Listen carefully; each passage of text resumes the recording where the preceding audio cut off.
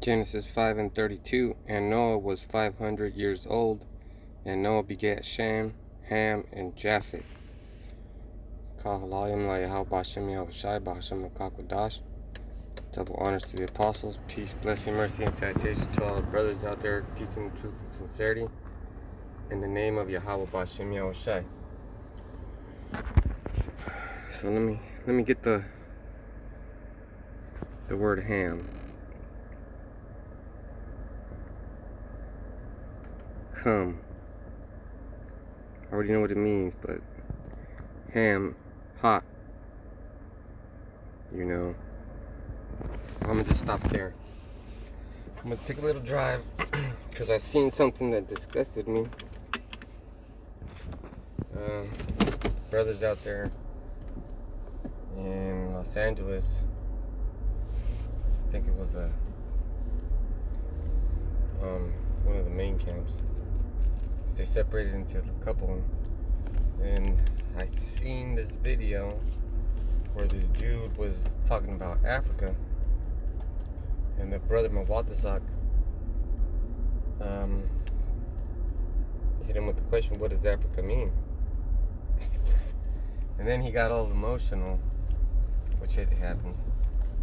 It happens to all of us. And not the brother, but the guy who asked the question. The guy got all emotional. He's like, you motherfuckers keep asking me questions. Well, that's how you're supposed to find out if you're telling the truth or not. That's how you check somebody. It's called fact checking. And that's how you're supposed to get down. So that's what the name Africa means. It means hot. Couldn't even say that.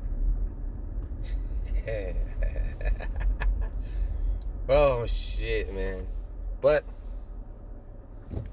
there was an illustration, because the brother Daniel Allah, I don't know if that's his name, but he got upset with that man, and he got hot. There's your definition. But anyways, going into a little history, which I'm going to do more studying. Well, the history is more important. So we got to keep doing history. Because who named Africa? I'm going to pull over real quick and then... I don't have anything on Cypsio Africanus, but I do have this. Okay, Africa, what's in a name? Okay, let's see. There it is.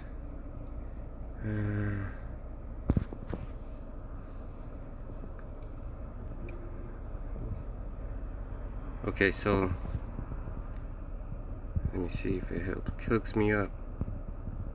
I don't know if you can see Greek word Afriki, meaning without cold. And there's a little map. So there you go. The Greek word, it was named by a soldier in Carthage. Scipio Africanus. And it means without cold or hot. See, the brothers did the right thing. That man wasn't trying to get edified though. He's a foolish man. That man didn't want to learn. I don't know what he was talking about Africa for. That's all it means. It means without horror, which is cold. Cold is horrible. Cold is horrible.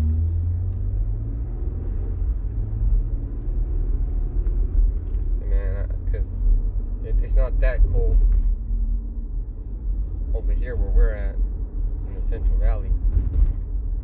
But maybe like 3 or 4 camps ago, when I did the quartering camp in Spanish. It was cold. It was all raining. It was cold. It was horrible. It was horror. You know, it was a little distracting. But that's what the word Africa means. It means hot. Because going back to the word Ham, that's the land of Ham. Alright? That's the land of Ham. Let's see if I can bring it up before I hop on the freeway.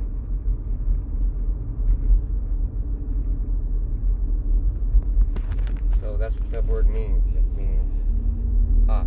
It was a land of Ham. That's why it belongs to Hamite. That's why some camps, some unlearned camps, if you're from Africa, they'll automatically say you're a Hamite. You know, you're a Hamite, which is right there, the definition for the words right there. And it's a beautiful thing to understand what you're talking about. If your knowledge is based on what you think, you're going to be wrong. Because that's giving into your self-indulgence. That's indulging in in your own thoughts. Oh man, look what I could think about, or whatever the case is. But if you have a foundation, which the foundation is the Bible, then that's the ultimate truth, and you won't have anything to argue against, but for it. So when someone says, you know, especially when they come up to camp and they're trying to teach the brothers that are teaching, that's a fool coming up to the church. That's a fool. You know, a foolish person. Because they'll say shit like, I don't want to hear that, or fuck that, or whatever. I had that happen to me. There's no dealing with that. So, you know, the brothers de-escalated the situation, and everything went back to normal. And that shows you how you're supposed to be. Because there was an action, there was a lawsuit, and I say that because we're all lawyers. But when we're preaching the Bible, we're all lawyers. There was a unity camp with Fopi and Sakari and some other camps, and those two brothers from, I don't know if they're brothers, I'm just showing them respect. Those two individuals from Fopi, I believe, got jumped. So that's as far as I know, and that's all I'm going to say. So that's out of order. That's disorderly conduct. You know, it's given every opportunity to the Edomites to say, oh, look what happens when they get together. It's just an opportunity for them. But that just shows that there's really no order. You know, the order has to come in. Someone has to be the head brother. Someone has to give the orders. And there has to be delegates. I was watching Castlevania earlier in the day, and Dracula was having a council. He had all his generals, and he gave full control of the war to two of his human servants.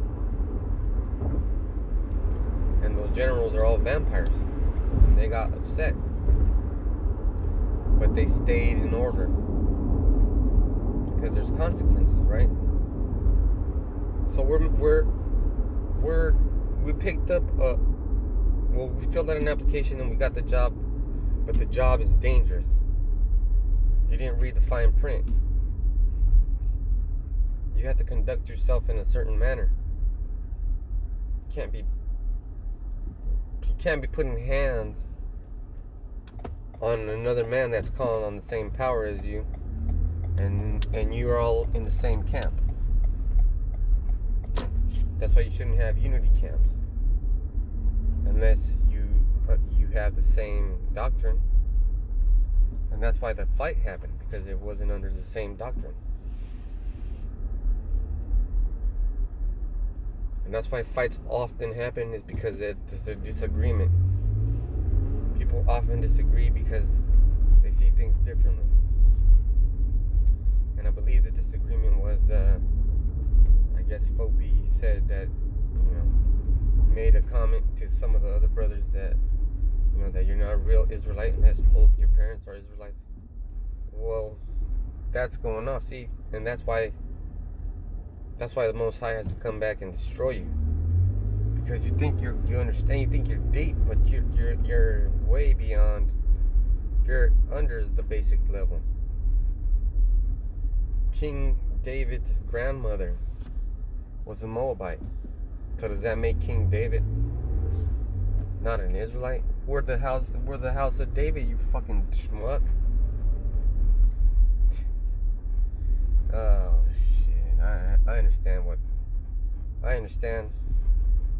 why all sides get upset. It's it's not easy to talk to a Nigard because they don't want to hear it. They don't want to hear it, but they have to hear it. But at the end of the day, they don't even understand. They don't have the power to understand. It's beyond their scope. So, when I perceive that a man or a woman is not gonna, have a good conversation with you, that makes it harder. That makes it harder to have a good edifying lesson, and it makes it hard to communicate. So then you start like, all right, this motherfucker ain't gonna get it. I'm just gonna let him say what he's got to say.